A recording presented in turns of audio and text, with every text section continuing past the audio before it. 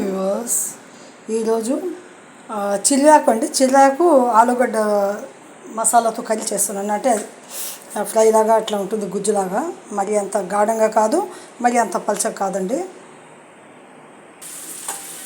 చూడండి గాయస్, టమాటా పండ్లు, ఎర్రగడ్డలు, కొత్తిమీర కొద్దిగా అండి, ఎక్కువ లేదు, అల్లం వెల్లుల్లి పేస్టు, ఆ తర్వాత ధనియాల పొడి, పసుపు పొడి, పచ్చిమిరపకాయలు అన్నీ వేసేసాను. వేసి ఇంకా మాడకుండా బాగా ఫ్రైగా చేసుకొని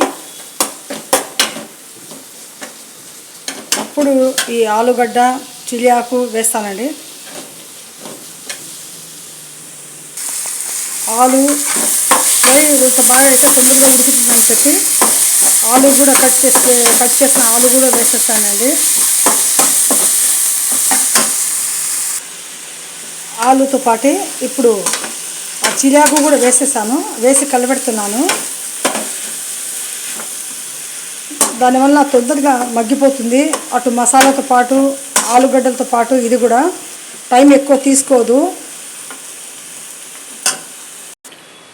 అందులో ఒక కోడిగుడ్డు పగలగొట్టి వేసానండి. ఎందుకంటే మంచి రుచిగా ఉంటుంది. ఇది మసాలాతో చేస్తున్నాం కాబట్టి ఈ కోడిగుడ్డు, ఆ తర్వాత ఆలుగడ్డలు, సిలియాకు, మసాలా కొద్దిగా అట్లా అంతా కలిపి వేసి చేస్తే కనుక భలే మంచి రుచిగా ఉంటుంది. మీరు కూడా ట్రై చేయండి, చాలా మంచి రుచిగా ఉంటుంది.